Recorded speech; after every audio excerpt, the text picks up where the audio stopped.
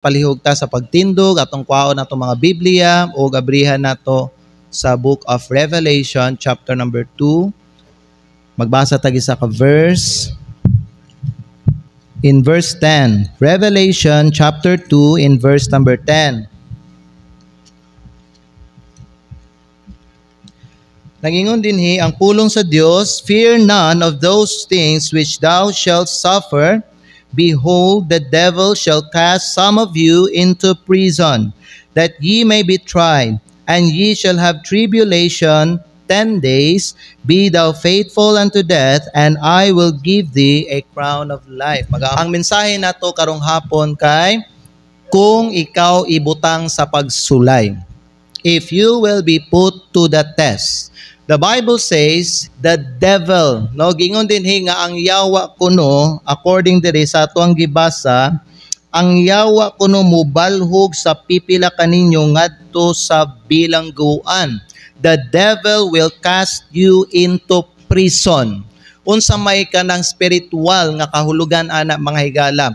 When the Bible says that the devil will cast some of us into prison, it means mga higala nga sa panahon sa tuang Christian life, ang yawa mosamok siya sa tua, no? Samukon ka, tintalon ka, unsa pa, babagan ka, sakiton ka, maunay but pasabutan na mga higala when the Bible says the devil will cast some of you into prison. And the Bible also says that ye may be tried. Aron ikaw sulayan. So gikan dinhi nakatunan nato nga ang Dios di ay mugamit di ay siya sa iyang kaaway aron sulayan ang iyang mga katawhan.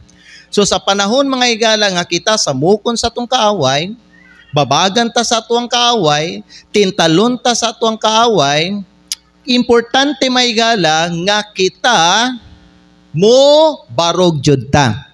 Amen?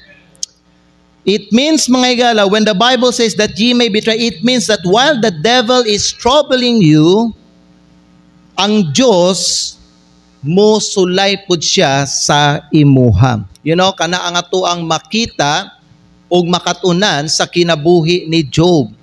Dili ba, sa diha nga si Job, mga higala, gisulayan sa Ginoo, gigamit sa Diyos ang yawa. Amen? Now, for the devil, mga higala, abin niya mga igsoon nga, kanang naa siya kagawasan gyud sa ingana. Pero ang Diyos naghatag sa iyaha og otoridad nga iyahang sakiton si Job. In other words, nga ang yawa, gigamit siya sa Dios mga higala aron sulayan si Job, aron mapamatud-an nga unsa ang iyahang mga hinala or accusation or ginatuuhan mahitungod kay Job, mapamatud-an nga dili to tanan tinuod. Amen? Kay ngano man ang Dios mismo nagsulti siya mga higala diha sa yawa nga kini ako ang alagad o sulugoon nga si Job, dili gyud ni siya mahulog, no? Because he is the kind of person that walks with God, that feareth God, and one that skeweth evil. Amen? So dako kayog faith mga higala ang Dios diha kay Job mga higala nga bisag tintalon siya sa yawa, sakiton siya sa yawa, lutoson siya sa yawa mga higala o tintalon siya sa yawa, dili gyud ni madala si Job sa yawa. Ug inguna na ta dapat kaya abi ninyo kita sa mga katawhan sa Dios ginasulayan pud ta sa Ginoo.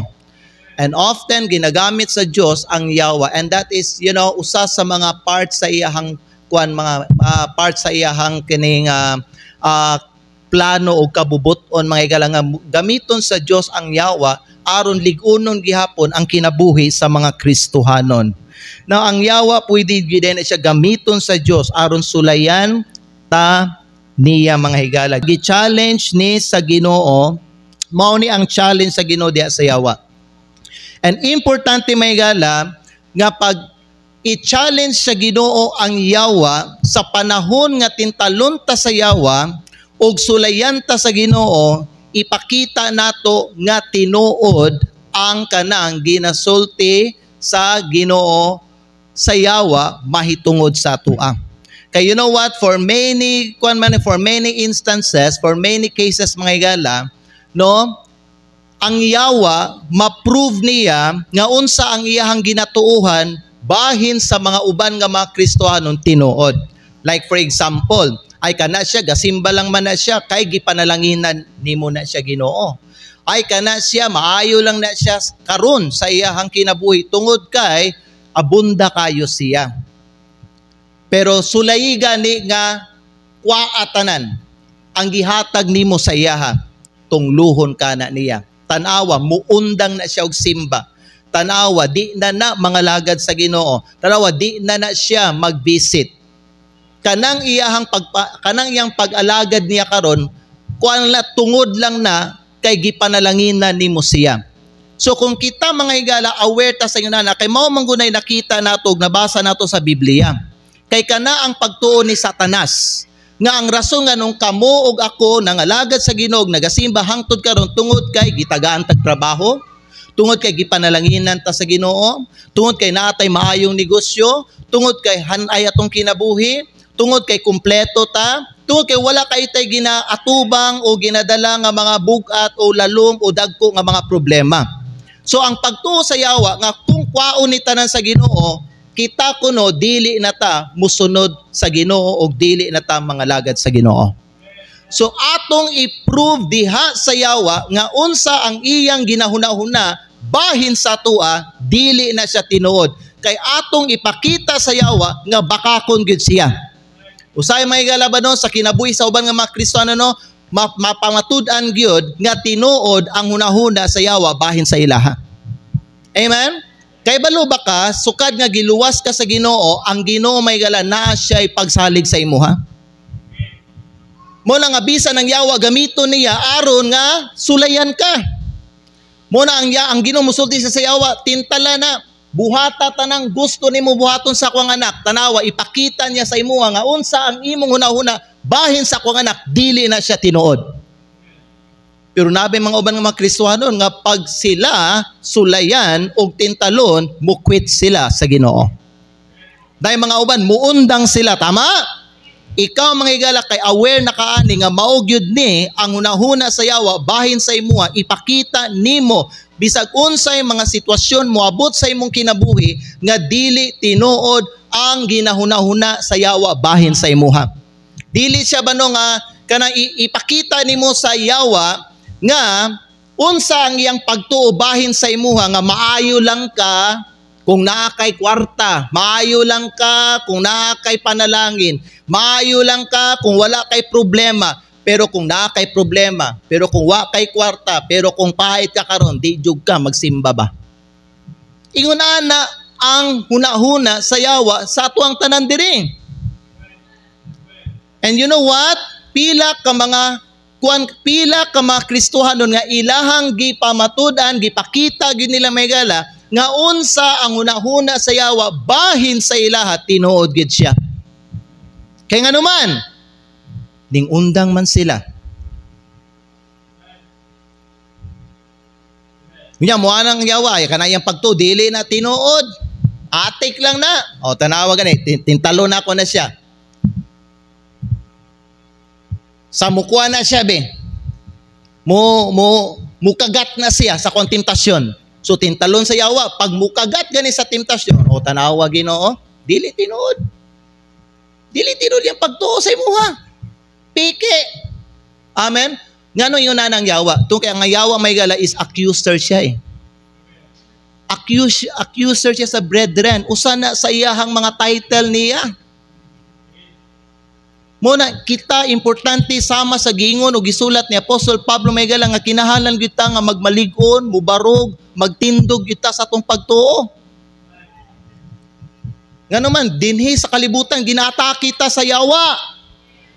Ginata kita sa kalibutan. Ginabuhat nila ang tanan, mga higala, para ipamatuod nila nga unsa ilang hunahuna bahin sa atwa, maugyud na ang tinuod. Dili ta genuine. Pero say ginaalaw na siya sa Ginoo ba no? Sige, ayagang ako ang anak. You know, pareha sa gisulti ba no? Sa Ginoo kay Peter. Giwarningan niya si Peter that Satan hath sift you as wheat. Meaning to say, ginaayag ka sa yawa. Ginashake niya imong faith nimo para mga higala nga mapamatud-an kung tinuod bagyod ang imong pagtuo kang Kristo o dili. Ginaayag man ta. na mga problema, na mga pagsulay, na mga tentasyon, na mga kasakit, na mga kasubo, nga moabot sa takanatanan part na siya sa pag-ayag, may galaaron nga makita gyud kung unsa gyud ka tinuod. Kay ngano man ang Ginoo ug ang Yawa gadibati na sila. Amen. Pero ang Diyos may gala, bisan unsa pa ang isulti sa Yawa, ngalan nga ang Yawa accuser siya, o bisan unsa pa may gala, ang kanang makita mga igsoon sa kinabuhi sa Kristohanon, mapakyas man na siya o dili mga igala, sa katapusan, mudaog man jud gihapon ang Ginoo. Amen. Kana siya mga akusasyon lang man na sa Yawa. Mo nakita gyud no, importante gyud pod sa atuang kinabuhi as Christians, buhaton nato atuang part nato, ipakita nato mga higala, no, atubangan sa Yawa mga higala, ug bisan sa mga tawo nga nasa atong palibot nga kining atong pagtuo nga ginadala karon tinuod gyud ni nga pagtuo. Amen? Dili lang ko maayo kung naay panalangin. Dili lang ko faithful kung naa ko'y kwarta. Dili lang ko nangalagad sa Ginoo tungod kay naa ko'y ingon ani karon nga mga butang sa akong kinabuhi. Bisan wala ning mga butang sa akong kinabuhi, bisan wala ko'y kwarta, bisan dili ko dato, ang akuang pagkamatinumanon magpabilin gyapon sa Ginoo. Wala naga-base ang akong faithfulness, wala naga-base ang akuang pagpangalagad sa Ginoo sa mga panalangin nga ginahatag sa Ginoo para sa kuha. Ginabuhat na ko ni tungod kay na-realize na ko ang sacrifice ni Kristo, gihigugma ko niya, and in return higugmaon po na ako siya pag-usab. Kining tanan nga ginabuhat na ko tungod ni sa akong gugma para sa Ginoo. Dili ni tungod kay gitagaan ko kwarta sa Ginoo, gitagaan ko may trabaho, gitagaan ko kaning maayo nga negosyo, gitagaan ko may income, dili tungod sa mga material nga mga butang. Ang gugma sa Diyos mao'y nagpugos sa kwa, for the love of Christ constraineth me. Amen? Now, mao ni siya ang atuang mga punto karong hapon. Kung ikaw ibutang diha sa pagsulay. Before na ko ihatag sa inyo mga punto mga higala, kani ang gusto nako nga makita ninyo karong hapon. Ingon ani, ang Yawa nagatintal. Kung ikaw ginatintal sa Yawa, ang Ginoo nagasulay sa imuha. So while tintalon ka sa Yawa, ginaobserbahan ka sa Ginoo. That's why ang Diyos muhatag authority sa Yawa. Sige, pasakitin akong anak. Atakiha siya. Kuwaatan ng mga butang, gihatan ako sa iyaha. Kana di ba kanang gingon sa Ginoo diha kang Satanas para kay Job? Hilabti ang kinabuhi. Hilabti tanan. Touch everything that he has. Amen. So, ang Yawa mutintal. Pag tintalon na ka sa Yawa, sa part sa Diyos, ginatest ka niya. Marasay ka nung, kita mag-wonder ta, nga nung iunanin man. So, nag-struggle ka karon sa imong mga weaknesses, na mga attack, gikan na sa Yawa, mga temptation, mga trouble, unsa pa ni mga higala, mga problema, iunanan. I mean, tungod gi-allow sa Diyos ang Yawa nga musamok sa atua. Kay para sa Ginoo, pagsulay na mga igsoon. Ginasulayan ka sa Ginoo. Ginatanaw, ginaobserbahan sa Ginoo kung asa ka kutob. Amen. Kay gisulti pa sa usa sa kaning usa sa mga great preacher ba is character is what it takes to stop you. Character is what it takes to stop you. Mao na nga pag ikaw tintalon sa Yawa, ayaw ka magpadala sa mga tentasyon. Ayaw og kagat sa tentasyon. Amen? Iabli niyo mga Biblia to, kay ang Diyos wala man siya nagatintal. Ang Diyos nagasulay. Ang Yawa ang nagatintal. Pero ang Diyos nagasulay. Amen? Now, tanawin James chapter 1 verse number 12. James chapter 1 in verse number 12. Nagingon din ang pulong sa Diyos sa James chapter 1 in verse number 12. Blessed is the man that endureth temptation. Tanawa, ang temptation unsa man for when he is tried. Kaysa diha nga siya nasulayan na, unsa man, he shall receive the crown of life. So we have temptation and then we have testing. Ang pangutana, kinsa ang nagatempt? Tanawa niyo in verse number 13. Let no man say when he is tempted, I am tempted of God. So sa panahon nga tintalon ka, dili di na ang Diyos ang nagtintal sa imuha. Amen? Kay gingon din sa Bible, let no man say when he is tempted, I am tempted of God. Why? For God cannot be tempted with evil, neither tempted he any man. So dinhi nato na find out dili ang Dios ang nagatintal.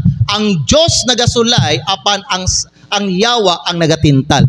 Sa panahon tintalon ka sa yawa, ang Dios nagsulay sa imuha. Amen. Mao na usay mga igano, ang Dios sa panahon atakihon ka sa yawa o atakihon ka sa kalibutan ug tintalon kanila, tan-awon ka sa Ginoo. Kung unsa ang imuhang pilion o kung unsa ang imuhang buhaton nga desisyon. Hello? Kung ikaw tintalon sa yawa, ang akong pangutana, ma-overcome ka nimo ang temptation?